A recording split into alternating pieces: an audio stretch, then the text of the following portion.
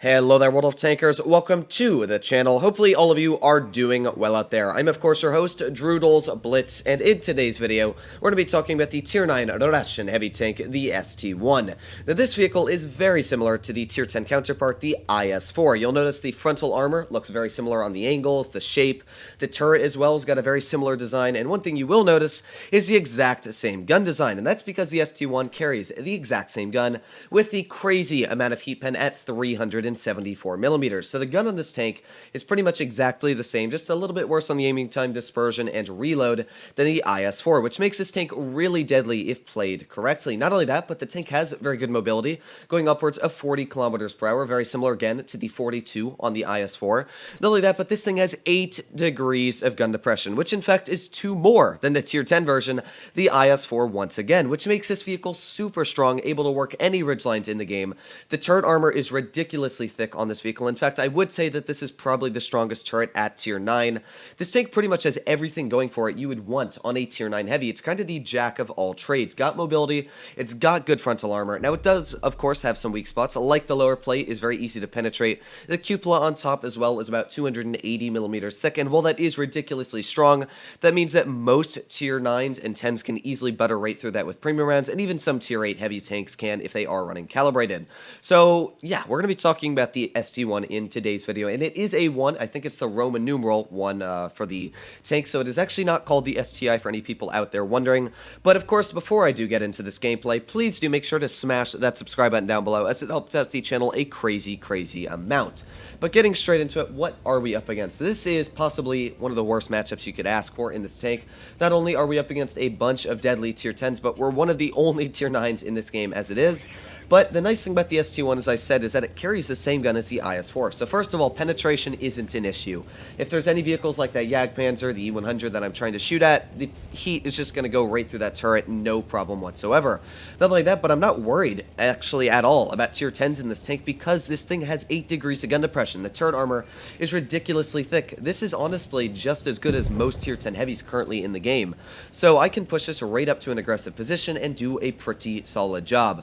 So that's exactly what I'm going to be doing. And I'm not sure what hull the ST-1 is kind of based off of, because it's not like the IS-4s where it's super thick, but it kind of is like in between an IS-4 and an IS-7. But here we go. Now you can see working that gun depression is fantastic. Able to get a nice little tap right into that E100's turret.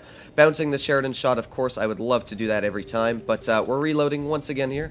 Let's see if we can get another nice tap into the E100's turret there. Ooh, bouncing actually off there. That's very rare, especially for how much heat penetration this vehicle has, but that's not the end of the planet. We'll reload our shells, and we'll pull back out trying to hit that E100, which we're going to do right now. So let's aim in on that weak spot, and thank you very much. We just bounced the Jagdpanzer and as well the E100 there in the turret. You can start to see that working this gun depression on the vehicle is actually like overpowered in a position like this. Now we got the E75 here. Yeah, not even worried about him penning me, but you can see the dispersion on this tank is not very good, especially for a shot like that would have normally penned.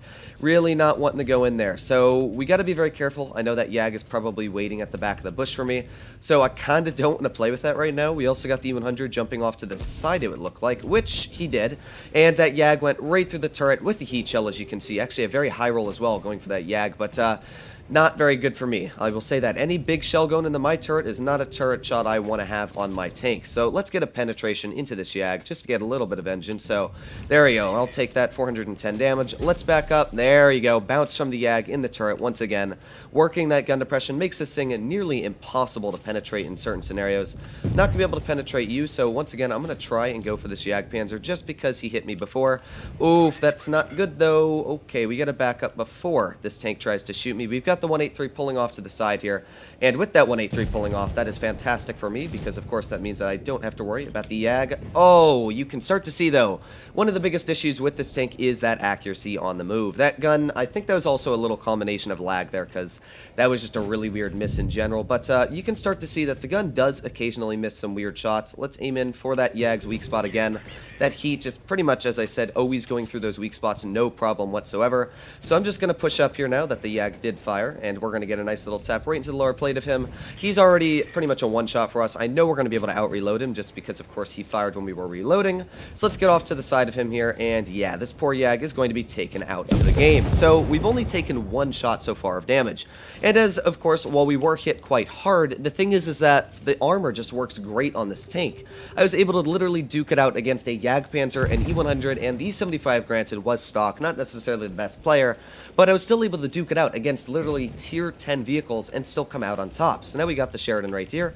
Nice little tap into that Sheridan, a little bit of a high roll, but you know what, I'm going to back up. That's an AMX 50B pulling out, it looks like. And yeah, I don't necessarily want to play with the 50B, not necessarily yet, but we're going to get a shot right into the trap wheel. Actually, you know what, we'll get an HE right in the side of the turret for 500 damage, and you know what, that's something that I'm very happy to get. Let's see if we can push on this AMX 50B, maybe get some bounces in the turret. Oh, that is not a bounce. We need to bounce one of the shells. Just one of the shells is all I need, but you know what, he's not aiming at me, which is perfect, which means now he's on a full clip reload. We are still getting out the damage very easily here. The Maushin is probably going to die, but you know what, that's not the end of the planet, because we're going to aim an HE, and thank you very much for your hit points. That is one issue, of course, with the AMX 50B, is that it has literally no armor. Now, the Sheridan here, I'm going to try and turn the turret, going to try and out-traverse him. There you go, nice max roll into the Sheridan's turret. Now, he's got to get away very quickly, as you can see here. He's got about 3 seconds left to get away from that Vickers, and if he doesn't, well, yeah, there you go, perfect snap into that Sheridan. And that was a perfect aim to show how the ST-1 works. That was a fantastic battle. We did 5,020 damage, and as well coming out with the golden M that we all want, especially for the E75 TS being the mastery. So as you could see in this first game, the ST-1 really is a fantastic tier 9 heavy tank. It does a great job pretty much holding any position, and it even does a good job against tier 10 vehicles. That Jagdpanzer bounced a lot of shells on my turret, 2 of them being heat shots. The 100 couldn't even hit my turret as it was. The E75 with that stock gun literally had no chance of penning me, and even when I was up against that AMX 50B, I was still able to shove 3 high explosive shells right into the frontal armor of him and pretty much take him down from 1,500 hit points. So you're able to see that the ST-1 is a brutal beast in a tier 10 battle, but the real question is, how deadly is it when you are not in a tier 10 battle, in a battle like this, up-tiered against tier 8 heavies and mediums? That is where the ST-1 is truly in its element. Well, honestly, any game is always the always in element, but in a tier 8 battle, it's going to be even deadlier, and I'm not even going to worry about pretty much anything going for the armor, because I don't think I honestly don't think any of their tanks other than like the T-34 can penetrate through my frontal armor. So here we go. I'm going to be pushing, obviously, to one of the deadliest dots. I was going to say best, but then deadly came into my mind. Kind of confused both words there, but I'm going to be pushing right up to this wall here. This is one of the best spots for any thick-turreted Russian heavy, or any thick-turreted tank at that, because you can kind of work it really well, get out the armor. That was not a good shot from that 49, I'll tell you that.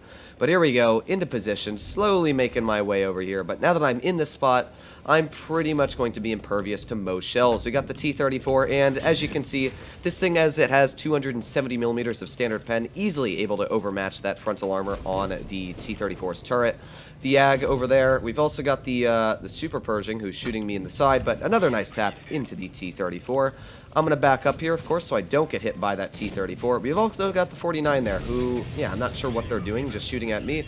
But hey, that's going to give me an easier advantage, so I'm just going to kind of hold here. Not super worried as it is about my hit points. Still got 1,800 left. And that is, of course, the nice thing about a, tier 9 heavies, that you have so many hit points riding on your vehicle. So there's a nice little tap right into that Yag. A little bit of a high roll for 500. And there you go, another nice bounce right on the side armor as well from that T-26. I'm not really worried at all about that T-26, to be fair, penning me. Like, even if it does pen me, and it, it's going to hurt a little, it's not the end of the planet, although a Yag penning me will hurt quite a bit. That shot went right through the upper turret armor, actually, there, as you could see. The only issue I will say with this thing's turret is it turns very, very slow, which makes it a very easy penetration for a lot of shells like that to go through. Now, that HE, I kind of didn't expect that to pen as it was. As you saw there, it was just kind of a whiff and hopefully pen, but yeah, it was not going to pen as it was. This Jag, I'm not super worried about either, but you know what? I should have been worried, because that shot went right through my weak spot on the turret and easily penetrated right through the tank. So it does have some weak spots, as you'll notice. There are a couple spots that you can very easily penetrate on this tank, My teammate just getting whiffed right at the battle there. My team is actually kind of blowing this game right now. I've got a hold actually quite safely now, what that means. So let's see if that 49 wants to pull out. There you go. That was a nice snap. I needed that to really help the game out, boost the morale. So that shot's going to help the team out. The 704 getting a bunch of bounces in the side armor there. Now this Jag, he's going to pen me, but honestly, I need to finish him off. So there you go. Finishing off the Jag. Didn't even get the shot into me, which is perfect for me. We now have the IS-3 off to the side, who is missing a lot of HP. I'll put it at that. We've also got the Tortoise, and we're going to get a nice little tap right into the roof there. 432 damage. I'll take it. Again, I want to keep an eye on that T-26, just because now I am sitting a lot lower on the hit points as it is. I don't want to lose any more than I need to. So nice little bounce there. Let's see if this Tortoise is going to pull out and show us his little weak thing at the top. Doesn't look like he wants to right now. Can we get a shot into that, though? There we go. Now we're going to be able to get an easy shot right into that. Sadly, though, my 704 is now dead, which is very bad for me. I've got my teammate off to the side, but this is very, very bad as of right now. I can tell you that for a fact. So let's see if we can get another shot into maybe the IS-3. We've got the IS-3 and as well the Tortoise. I'm kind of holding off right now, which is quite tough, as we know. Let's see if we can pen a shot. There we go. Nice little tap into the Tortoise. But the IS-3, of course, slamming the shell as well right through my frontal armor. Well, we're not going to be able to win this game, I honestly don't think, because while I am doing the best I can, you can see that the frontal armor is not going to work too well against a Tortoise. My team just kind of blew that game, to be fair, but it did a good job, as you can see. This guy's probably going to be taken out right about now from that T-2064, but I can't complain. As you guys know, any game over 3,000 damage for me as a defeat is a fine defeat at that. I did the best I could, worked that ridge line to the best and fullest of my abilities, but well, sadly, not every game is a victory, but still 3,886 damage is a very respectable amount. So you can see that the ST-1 is a very solid Tier 9 heavy tank, and while you do have your ups and downs in battles, both of those games were great. One of them being a mastery, and the other one, while a defeat, still 3,800, so I averaged over 4,000 damage in the tank today.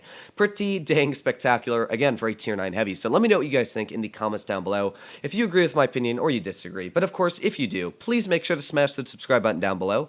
And other than that, I hope you're all doing happy out there. Stay happy and stay healthy, and I'll see you in the next one.